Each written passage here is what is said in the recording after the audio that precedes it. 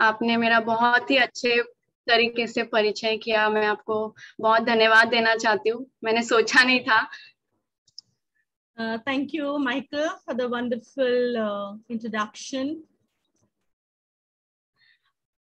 सुप्रभात कलीसिया। Good morning, church. सबसे पहले मैं परमेश्वर को धन्यवाद देना चाहती हूँ Firstly, I would like to thank God कि परमेश्वर ने मुझे अवसर दिया, that He has given me this opportunity to share the word. मैं फ्रैंको को भी पूरे दिल से धन्यवाद देना चाहती हूँ। I'm also grateful to Franco for the opportunity given to me as well. और मैं परमेश्वर को मैं फ्रैंको को भी धन्यवाद देती हूँ कि उन्होंने मुझे अवसर दिया, और धन्यवाद आपने सबने मुझे मौका दिया। And thank you, Franco, and everyone for this opportunity. Thank you so much जीजल कि आप इस समय मेरा साथ दे रहे हैं। Welcome, Dimple. मेरा आज का विषय दानियल के जीवन से है। My topic for today is from the book of Daniel, जिसे मैं आप सबसे बांटना चाहती हूँ, which I would like to share with all of you. मैं परमेश्वर से प्रार्थना कर रही थी कि प्रभु, मैंने तो कभी इतने लोगों के बीच में आपके वचन को नहीं बांटा। I was praying to God and I said, God, I have never had this opportunity to preach in front of so many people. मुझे नहीं पता मुझे क्या बांटना चाहिए, और उसी समय परमेश्वर ने मेरे हृदय में दानियल के विषय में स्मरण दिलाया। And I did not know what to pray about. And at that moment, at that time, God spoke to me and He put this word from the book of Daniel. और उसके कुछ मुद्दे भी मेरे हृदय में परमेश्वर ने डाले। And He also gave me a few points on this topic of Daniel.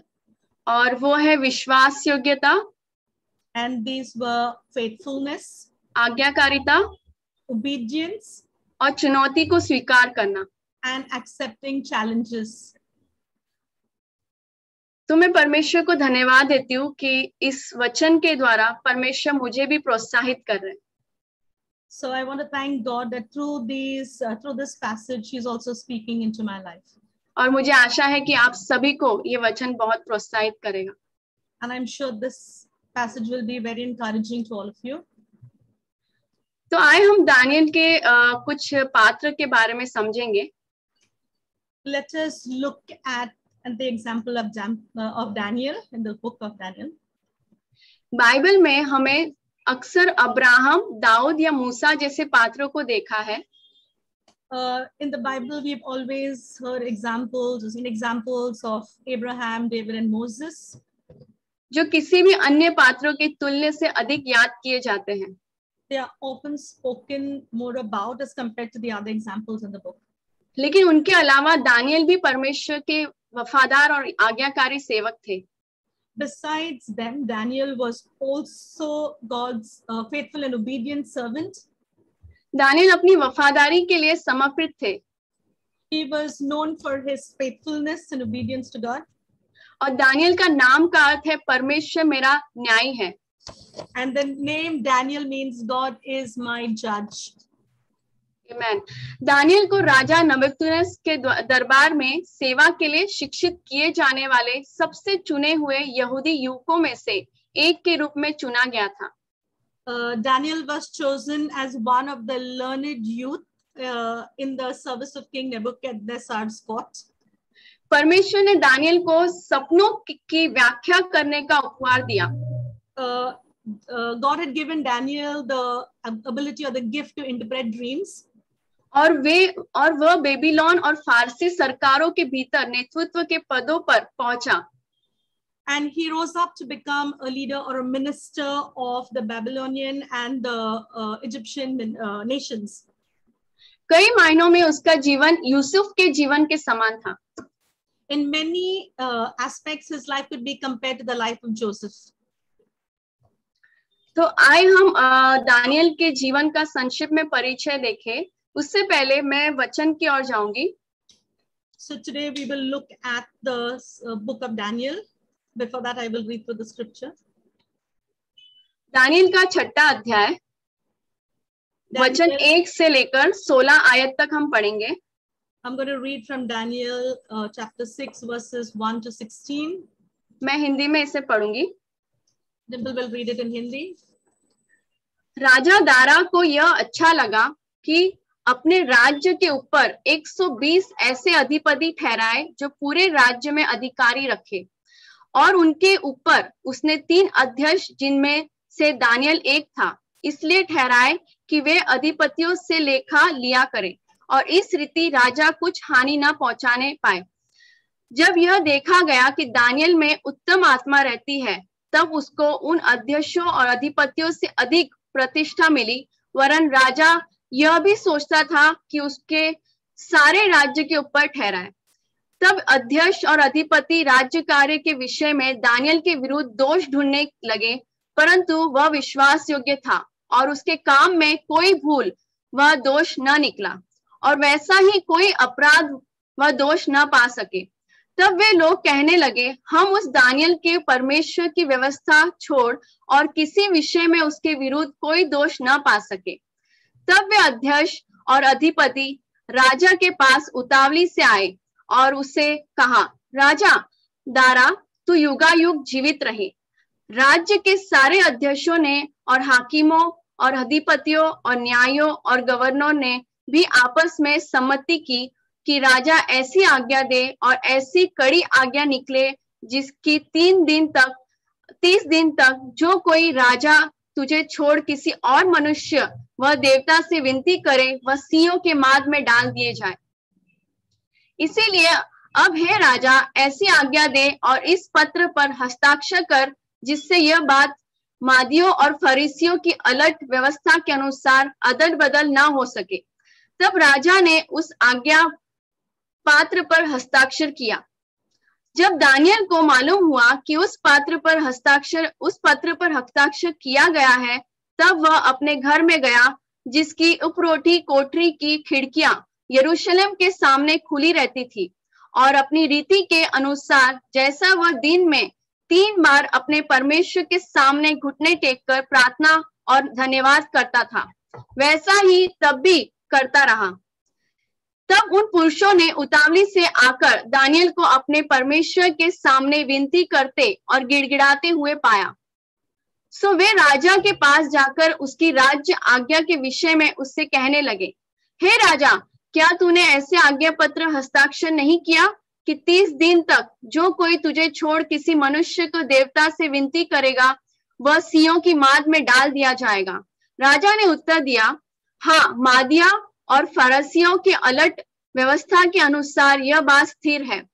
तब उन्होंने राजा से कहा, यहूदी बंधुओं में से दानियल है, उसने ये राजा न तो तेरी और कुछ ध्यान दिया और न हस्ताक्षर किए हुए आज्ञा पत्र की ओर। वह दिन में 3 बार विनती किया करता है। यह वचन सुनकर राजा बहुत उदास हुआ और दानियल को बचाने के लिए उपाय सोचने लगा, और सूर्य के अस्त होने तक उसके बचाने का प्रयत्न करता रहा। तब वे पुरुष राजा के पास उतावली से आकर कहने लगे, हे राजा, यह जान रख कि मादियों और फारसी में व्यवस्था है, जो महानी वह आज्ञा राजा ठहराए वह नहीं बदल सकती। तब राजा ने आज्ञा दी, दानियल लाकर सिंहों के मद में डाल दिया गया। उस समय राजा ने दानियल से कहा, तेरा परमेश्वर जिसकी तू नियत उपास करता है, वही तुझे बचाए। Hallelujah, hallelujah. तो यह था दानियल के जीवन के संक्षिप्त। ये हमने जो अभी वचन पढ़ा, ये दानियल के जीवन के बारे में हमने समझा। Okay, so this was a passage which revolved around the life of Daniel. कि कैसे दानियल दिन में 3 बार प्रार्थना करता था घुटनों पर आके।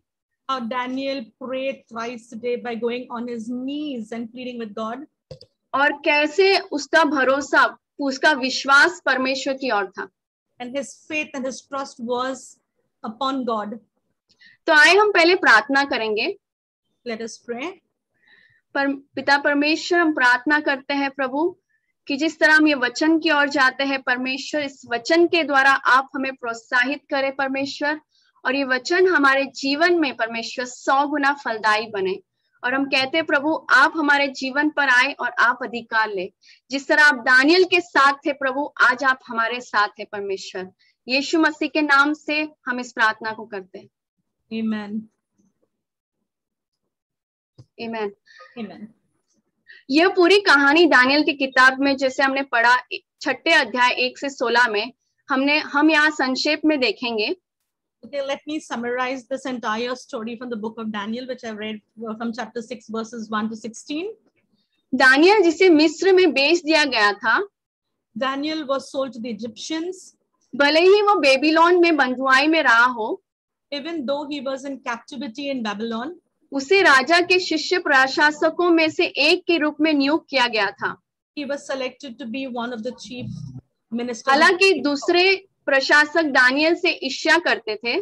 The other ministers were jealous of him, they were envious of him, और वे उसे नष्ट करना चाहते थे. and they wanted to destroy him. इसलिए उन्होंने राजा को यह आदेश देने के लिए धोखा दिया. That's why they got the king to pass a decree कि जो कोई राजा को छोड़ किसी भी देवता से प्रार्थना करे, वह भूखे सिंहों के माद में डाल दिया जाए. that if anyone worships any other god and does not worship the king, they should be put in a den of hungry lions. Amen. विशेष करके इस कहानी में दानियल के 6 अध्याय में 16 वचन की ओर हम ध्यान केंद्रित करेंगे. It is important that we focus on the verse 16 of this chapter. वचन 16 कहता है, जब राजा ने आज्ञा दी, दानियल लाकर सिंहों की माद में डाल दिया गया. Verse 16 says, so the king gave the command and they brought Daniel and cast him into the den of lions.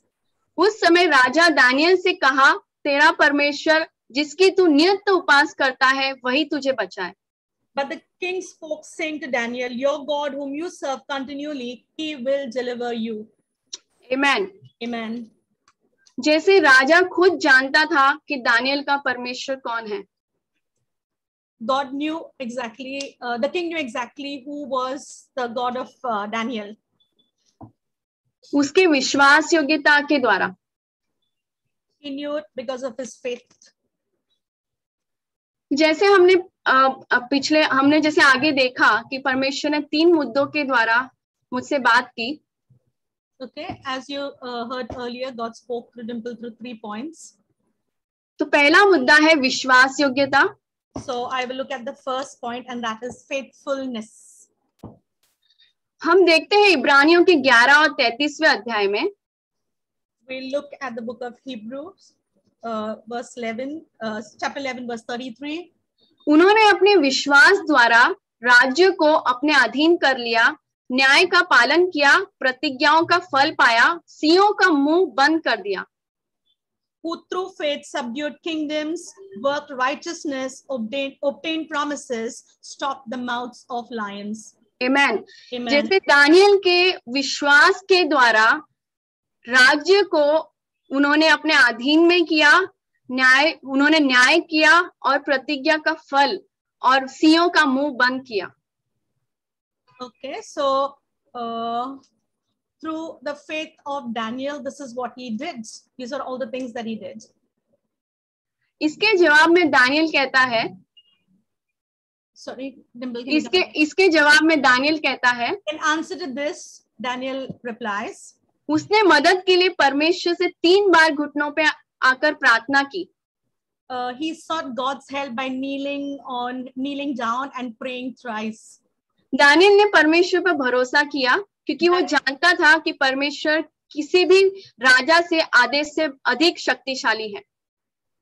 Daniel trusted God and he knew God was superior or powerful to any other earthly kings. हम Daniel के जीवन को यीशु के द्वारा भी हम देख सकते हैं. मत्ती के 26 और 4 के वचन में A similar passage that relates to Daniel's story can be seen in Matthew 26 verse 4. जैसे यीशु मसीह को पकड़ाया गया था, In the same way, Jesus went through a similar situation that Daniel went through. यहूदियों ने यीशु के विरुद्ध साजिश रची. The Jews had plotted against Jesus. और ईर्ष्या से उसे पिलातुस के हवाले कर दिया. And they handed him over to Pilate. ठीक उसी तरह यीशु को भी पकड़ाया गया. In the same way, Jesus was also captured. जब यीशु को पकड़ाने का समय करीब था, तब यीशु ने भी घुटनों पर आके प्रार्थना की. And when it was time for Jesus to be captured, he went on his knees and he prayed to his heavenly Father. Church में आपको प्रोत्साहित करती हूँ, Church, I would like to encourage you. उसी तरह हम भी ऐसे हालातों में गुजरते हैं. We also go through difficult situations in our life like these. हमारे जीवन में बहुत मुश्किलें होती हैं. There are many difficulties that we have to encounter. हमें भी चुनना होता है. We have to make our choices. और परमेश्वर पर पूरी तरह हमें भरोसा करना होता है. And we need to trust God completely and depend on God. जैसे दानियल ने किया. In the same way that Daniel did.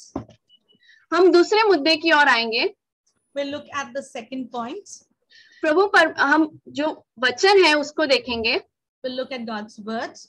So the भजन संहिता 84 11वां वचन कहता है. Okay, we'll look at God's word through Psalms 84 verse 11. प्रभु परमेश्वर सूर्य और ढाल है. For the Lord God is a sun and shield. वह अनुग्रह और महिमा प्रदान करता है.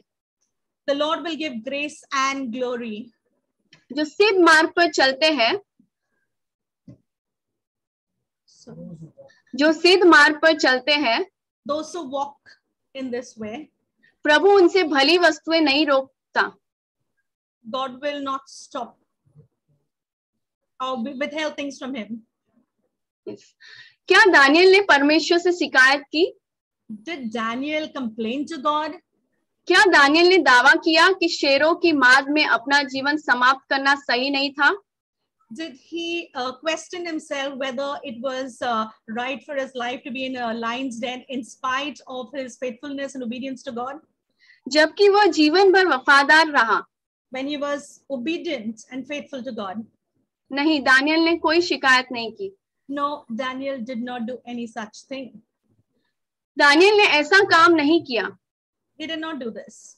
इसके बजाय उसने परमेश्वर की स्तुति की. Instead, he praised and worshipped God.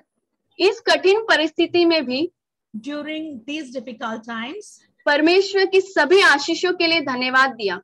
He thanked God for all the blessings that he had received. इस अवसर पर परमेश्वर का छुटकारा पूर्ण आज्ञाकारिता के लोगों के लिए उपलब्ध है. At this moment, God's protection is available for all those who obey him completely. और अगली सुबह जब राजा उसकी जांच करने के लिए गया, तो दानियल ने कहा, मेरा परमेश्वर अपना दूत भेजा और उसने शेरों के मुंह बंद कर दिया. The next morning, when the king came to check on Daniel, Daniel said to him, "My God sent his angels to shut the lion's mouth." Church में आप सबको प्रोत्साहित करती हूँ. Church, I would like to encourage each and every one of you. कि जैसे Daniel शेर के मद में था, just as Daniel was in the lion's den, और परमेश्वर ने शेरों के मुंह को बंद कर दिया, and God shut the mouth of the lion, वैसे ही आज हम कोई भी परिस्थिति में हो, even if we are in any such situations, difficult situations, हमारा परमेश्वर हमारे साथ है. our God is with us. Daniel के जीवन के द्वारा हम यीशु की छवि को देख सकते हैं. Through the life of God, we can see, through the life of Daniel, we can see God's presence in his life. यीशु भी विश्वास योग्य रहा. Jesus was faithful as well. और उसने भी अपने पिता की आज्ञा को पूरा किया. And he obeyed the will of his father. वैसे ही हमें भी परमेश्वर के प्रति विश्वास योग्य और वफादार बनना है. In the same way, like Jesus, we should also be faithful and obedient to his word. आमीन. Amen. तो आए हम अगले मुद्दे की ओर जाते हैं. Let's look at the next point. चुनौती को, परमेश्वर की चुनौती को हम कैसे स्वीकार करें? How do we accept the challenges in life? जैसे दानियल ने राजा की चुनौती को स्वीकारा था, Just as Daniel accepted the king's challenges, उसे महल का खाना और शराब न खाने की चुनौती का सामना करना पड़ा. he had to face the challenge of not eating the food in the king's palace as well as the drinks out there. वैसे ही यीशु को भी क्रूस की चुनौती का सामना करना पड़ा.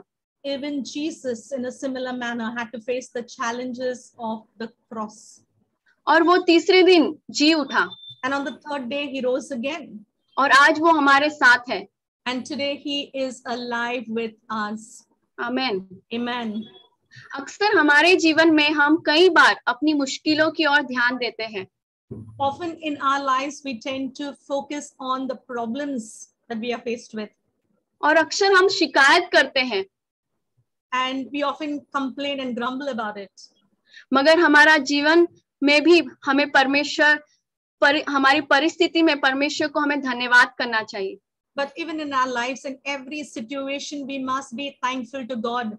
चाहे कोई भी हालात हो, हमें हमेशा उसका धन्यवाद करना चाहिए। No matter the situations we go through, we need to thank God for it. और जो चुनौती परमेश्वर हमारे जीवन में देता है, उसका हमें सामना करने का साहस करना चाहिए।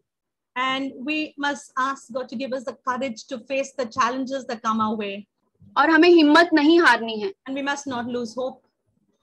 प्रिय भाई और बहनों, Dear brothers and sisters, मैं अपने जीवन के बारे में कुछ साझा करना चाहती हूँ। I would like to testify about my life.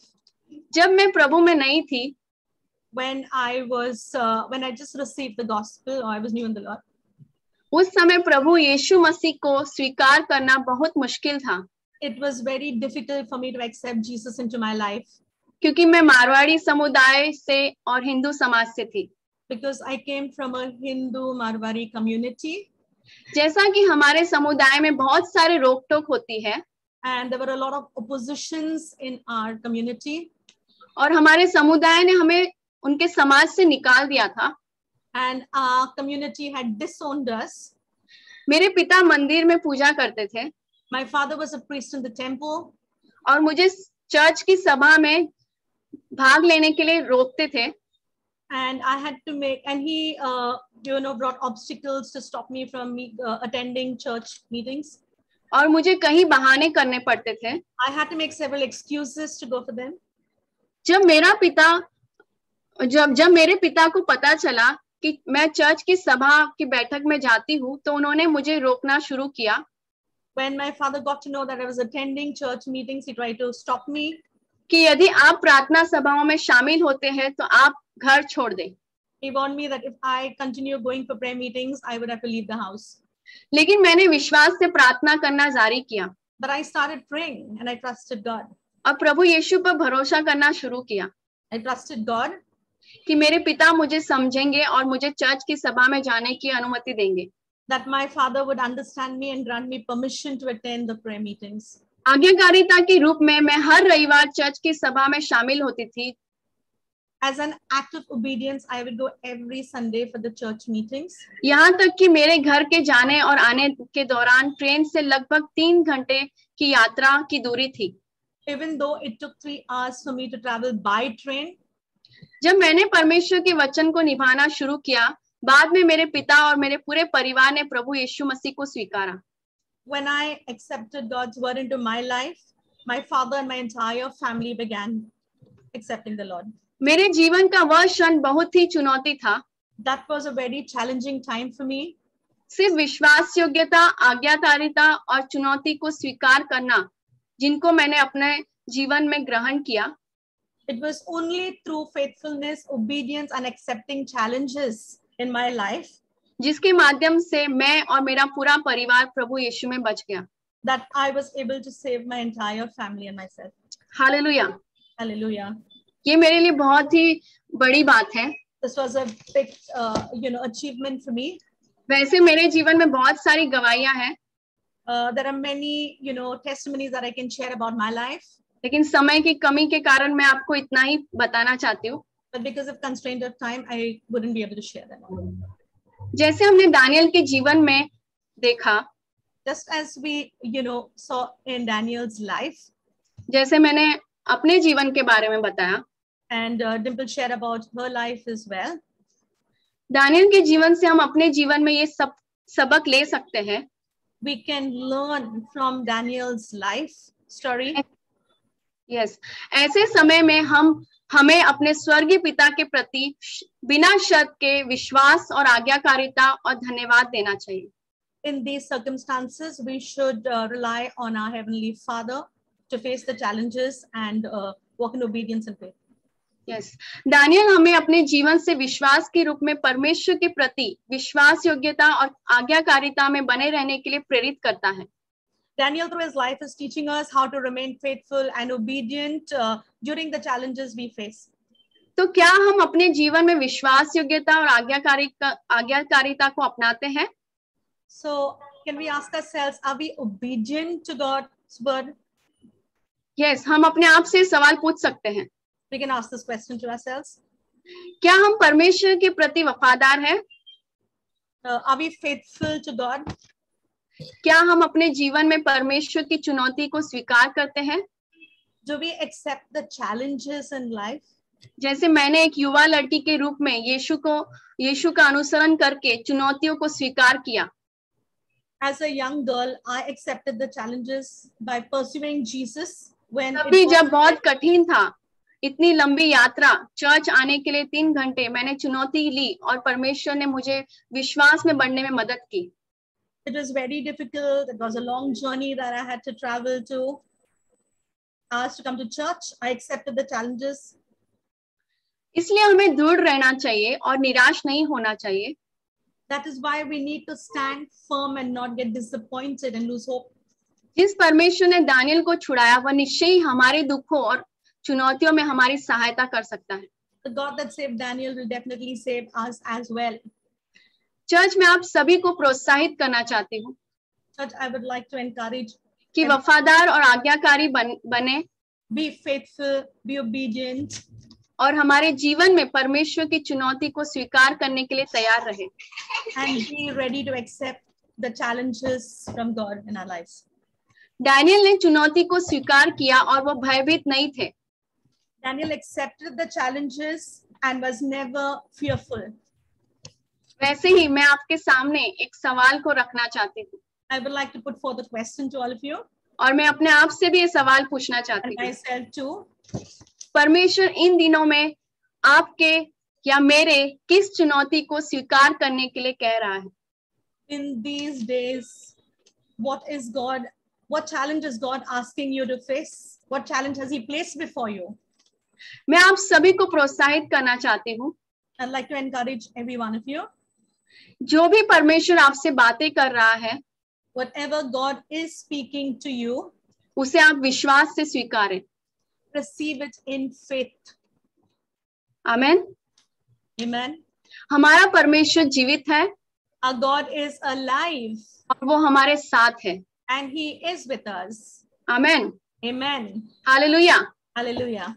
मुझे आशा है कि आप इस वचन के द्वारा बहुत ही प्रोत्साहित हुए होंगे. I'm sure that all of you must be very excited by listening this word and are totally encouraged. मैं आपको फिर से एक बार प्रोत्साहित करती हूँ.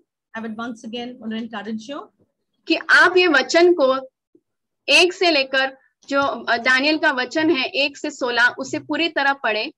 That you read chapter 6 verses 1 to 16 from the book of Daniel. और उसके जीवन की ओर ध्यान दें. And pay attention towards his life. कि कैसे दानियल स्थिर खड़ा रहा. How Daniel stood firm. उसके विश्वास में. In faith. आज्ञाकारिता में. Obedience. और जो परमेश्वर ने उसके सामने रखा उसमें. And in all the challenges that God put before him. Hallelujah. Hallelujah.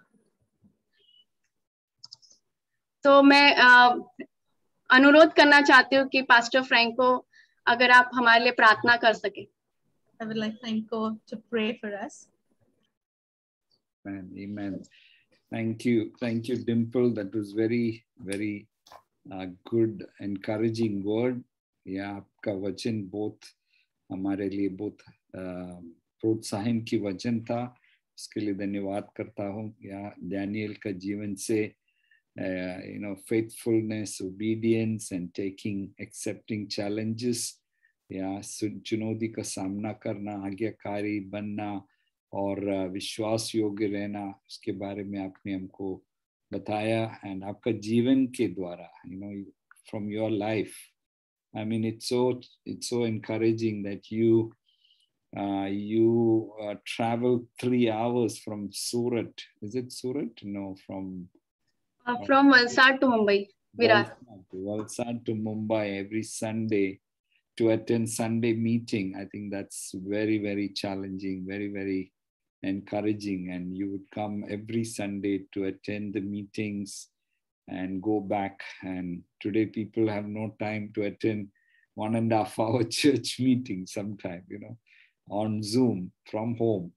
यहाँ कभी कभी हमारे पास टाइम नहीं है चर्च मीटिंग अटेंड करने के लिए, लेकिन आपने 3 घंटा ट्रैवल करके चर्च मीटिंग अटेंड किया. और एंड मैं ऐसा बहुत गवाही सुना है विलेज में, बहुत जगह पे लोग कभी कभी बहुत मुश्किल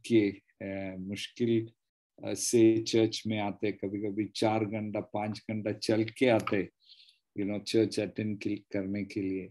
I just feel very, very challenging your word. Yeah, I think let's just receive that. हम लोग डिम्पल ने हमको बताया, हम लोग वो चुनौती का स्वीकार करें और परमेश्वर से प्रार्थना करें. परमेश्वर आने वाला दिन में whatever challenges, even अगले संडे से हम लोग मिलने वाला है, वो भी एक चुनौती है. चैलेंज है, कौन आ सकते है कौन नहीं आ सकते, और लाइव स्ट्रीम, बहुत सारे चैलेंजेस है. परमेश्वर हमको मदद करे. Let's just pray for that, and let's just pray. I feel God is speaking to some of you about future decisions. आने वाला दिन के लिए परमेश्वर हमको चुनौती दे रहा है.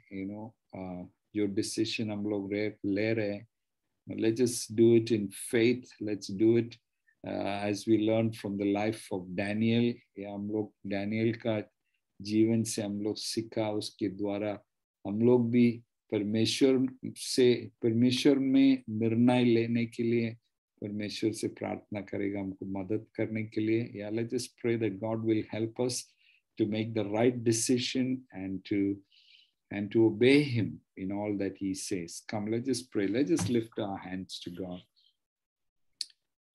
Father God, we just want to thank you for your word, Lord God. Your word will never ever Lord, bore us or tire us, Lord. Every time we hear your word, Lord, it's so encouraging, Lord. Thank you, Lord, for Daniel's life. परमेश्वर धन्यवाद Daniel के जीवन के लिए. परमेश्वर वो 3 बार प्रार्थना किया रोज, and दूसरा देवी देवता के सामने वो घुटने पे नहीं आया. परमेश्वर उसको आराधना नहीं दिया परमेश्वर, खाली आपको आराधना दिया परमेश्वर. एंड वो एग्जाम्पल के लिए हम लोग धन्यवाद करता हूँ परमेश्वर. एंड हाउ आप परमेश्वर उसको how you saved him from lion's den and how you shut the mouth of the lion. Lord, we want to pray in the coming days, Lord God, you will help us to accept challenges in our lives and obey you in what you tell us to do, Lord God, whether it's small, whether it's big. Lord, help us, we pray, Lord God, and may we be faithful, Lord. May we remain faithful. परमेश्वर हमको विश्वास योग्य रहेगा. परमेश्वर कोई भी चीज हमको परमेश्वर आपने दिया है करने के लिए, परमेश्वर आपको बुलावत में रहने के लिए, परमेश्वर हमको मदद करो परमेश्वर विश्वास योग्य रहने के लिए. Lord, we just pray that we will remain faithful until Jesus comes again, Lord. We pray for the young people. We pray for families, marriages, Lord, husband and wives to remain faithful to one another. Lord, thick and thin, Lord. Lord, they will be faithful and they will remain, Lord God. Lord, an example to others, Lord. We just pray for your grace. परमेश्वर आपका अनुग्रह हमारे बीच में आने दो परमेश्वर. आपका शक्ति और सामर्थ परमेश्वर, आपका अभिषेक हमारे बीच में आने दो परमेश्वर. Lord, we just pray for your anointing, your grace and your goodness to rest upon all of us, Lord. We thank you, Lord. May the love of the Father, may the grace of our Lord Jesus Christ, may the fellowship of the Holy Spirit be with us, Lord God, now and in the days to come. In Jesus' wonderful name, I pray.